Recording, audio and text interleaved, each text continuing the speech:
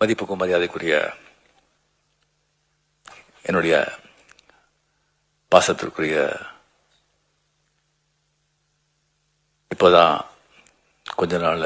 அரசியலுக்குள்ள நுழைந்து கடினமா உழைச்சி பேச்சில்